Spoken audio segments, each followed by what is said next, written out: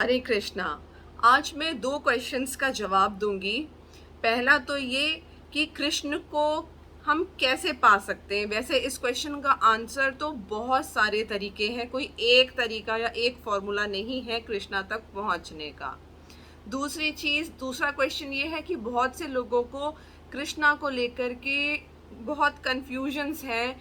वो ये सोचते हैं कि वो जो है उनका जन्म जो है वैसे ही हुआ था जैसे हम नॉर्मल इंसान पैदा होते हैं।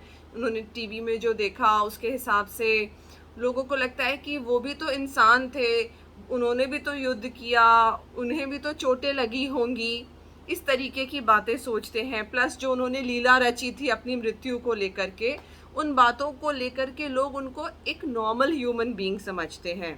तो क्या वो एक नॉर्मल सुपर ह्यूमन बीइंग थे? यूजुअली लोग उनको सुपर ह्यूमन बीइंग समझते हैं। तो क्या है असलियत और कैसे हम कृष्णा को पा सकते हैं, उसका जवाब कृष्णा ने भगवत गीता में दिया है।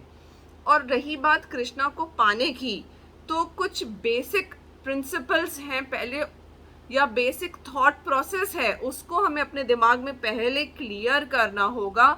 तभी ऐसा पॉसिबल हो सकता है कि आप इस भक्ति मार्ग में आगे बढ़ पाएं, नहीं तो बहुत मुश्किल है।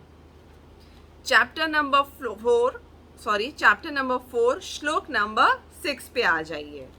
उसमें भगवान कृष्ण कह रहे हैं, यद्यपि मैं अजन्मा तथा अविनाशी हूँ, मतलब मैं जन्म नहीं लेता हूँ और मेरा नाश भी नहीं होता है, और यद्यपि मैं समस्त जीवों का स्वामी हूँ, वो अपने आप को खुद बता रहे हैं कि मैं समस्त जीवों का स्वामी हूँ, तो भी प्रत्येक युग में मैं अपने आदि दिव्य रूप में प्रकट होता हूँ।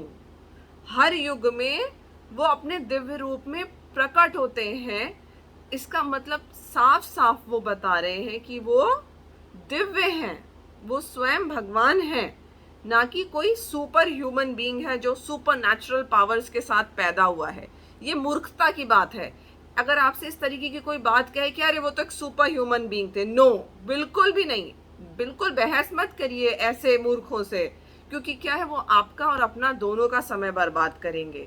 उनसे बहस मत करिए, सिर्फ सत्य पे विश्वास करिए। भगवत गीता पे बहुत बुद्धिजीवी लोगों ने विश्वास किया है।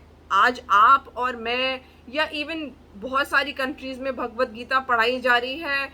इस चीज की वजह से नहीं विश्वास करना है हमें गीता पे, इस चीज से विश्वास करना है कि स्वामी विवेकानंद एक्चुअली में he was a super human थे। वो जब उन जैसा सुपर ह्यूमन जो है वो भगवत गीता की पैरवी करता है, तो आपको इस चीज से, हमारे वो बड़े बुजुर्ग थे स्वामी विवेकानंद, तो इससे हमें समझ जाना चाहिए कि ये बातें कितनी सत्य हैं जो भगवत गीता में लिखी हैं। कोई एक नॉर्मल सा, कोई लेम, कोई अनएजुकेटेड या कोई छोटा मोटा आदमी नहीं है सब बातें कह रहा है। वो लोग जिन्होंने अपने ब्रेन की पावर को सिद्ध किया है कि वो कितने हाईली इंटेलिजेंट इंटेलेक्चुअल थे, वो भगवत गीता पे टिप्पणियां कर चुके हैं और इसकी सत्यता को बता चुके हैं। तो हमें विश्वास करने में इसमें कोई संशय होना ही नहीं चाहिए। तो इसमें भगवान कृष्ण ने साफ साफ कह दिया कि ये मैं दिव्य हूं और प्रकट होता हूं, जन्म नहीं लेता। जन्म तो मैंने लिया, जन्म आपने लिया, एक नॉर्मल ह्यूमन बीइंग जन्म लेते हैं।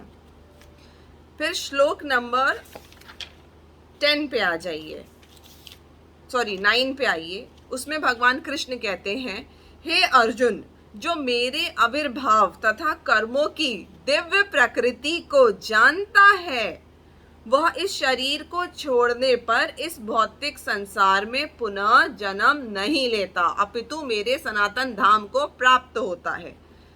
वेरी सिंपल, ये कोई बहुत ज्यादा डीप जाने वाला थॉट प्रोसेस नहीं कृष्णा कह रहे हैं, सिंपल सी बात है। बहुत से लोग जो ये कह देते हैं ना कि अरे वो तो सुपर ह्यूमन थे, आप कभी नहीं उस शांति को, उनके धाम को, उन स्पिरिचुअल प्लैनेट्स को स्पिरिचुअली कभी भी एलिवेट नहीं होएंगे, कभी नहीं होएंगे। क्यों? क्योंकि आप तो उन्हें सुपर ह्यूमन समझ चुके हैं। जब तक आप इस बात का विश्वास नहीं करेंगे कि वो दिव्य थे, वो स्वयं भगवान प्रकट हुए थे, और उनको सुपर ह्यूमन नहीं मानेंगे, तभी आप जाकर के उन तक पहुंच पाएंगे। ये तो बेसिक है। उनको जो भगवान मानेगा वही तो भक्ति करेगा भगवान की। जो सुपर ह्यूमन मानेगा वो भक्ति कर ही नहीं सकता। उसको लगता रहेगा कि मैं पता नहीं क्या कर रहा हूँ, जो भी कर रहा हूँ उसको भक्ति मानता रहेगा। लेकिन जिसने भगवान को भगवान ही नहीं माना, वो भक्ति किसकी कर रहा है फिर? Not possible.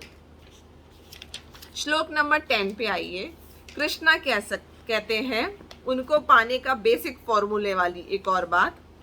आसक्ति, अटैचमेंट, भय, फियर तथा क्रोध, एंगर से मुक्त होकर मुझ में पूर्णतया तन्मय होकर और मेरी शरण में आकर बहुत से व्यक्ति भूतकाल में मेरे ज्ञान से पवित्र हो चुके हैं। इस प्रकार से उन सबों ने मेरे प्रति दिव्य प्रेम को प्राप्त किया। किन किन चीजों से हमको बचना है? अननेसेसरी अटैचमेंट, किसी भी प्रकार का भय फालतू का, और क्रोध। कितने सारे लोगों को मैं देख रही हूँ, आप अभी से प्रैक्टिस करिए कि क्रोधित मत होइए। बिकॉज एक टाइम आता है, एक एज आती है, उसके बाद इंसान अपने आप को सुधार नहीं सकता।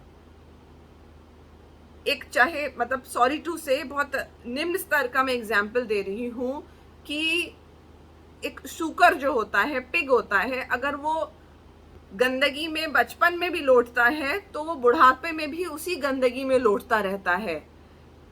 वो बदल नहीं सकता है, उसकी हैबिट्स नहीं बदलेंगी। वैसे ही क्रोध की भी हालत है। अगर आपने अभी कम एज में ही क्रोध को कंट्रोल करना नहीं सीखा तो ओल्ड एज तक भी वो क्रोध आपको खा जाएगा। आपको भक्ति मार्ग में तो एटलीस्ट आपको कुंठित ही रहना पड़ेगा। भक्ति मार्ग में कोई इंसान आगे नहीं बढ़ सकता जो अननेसेसरी क्रोध करता है। और क्रोध का मतलब ये नहीं होता है कि किसी ने कुछ आपसे कह दिया और आपने उसको डांट दिया कस के, ये क्रोध नहीं होता। क्रोध तो बहुत बड़ी चीज है। दूसरों से चिढ़ते रहना क्रोध होता है। मन में दूसरों के बारे में बुरा भला कहना क्रोध होता है। इरिटेट होते रहना अननेसेसरली, ये भी क्रोध होता है। किसी बात पे ना कंट्रोल पा पाना तो रोने लगना ओवर, ये भी क्रोध है। क्योंकि हम उसको बाहर प्रकट नहीं कर पाए तो हम उससे रोने लग गए। नहीं, हमको क्रोध की बहुत लंबी डेफिनेशन है, उसको समझने की कोशिश करिए गूगल करके कि क्या क्या चीज़ें हमारा कौन कौन सा बिहेवियर एक्चुअली में एंगर की वजह से है। सिर्फ ऐसे गुस्सा करना, किसी को डांट देना क्रोध नहीं है।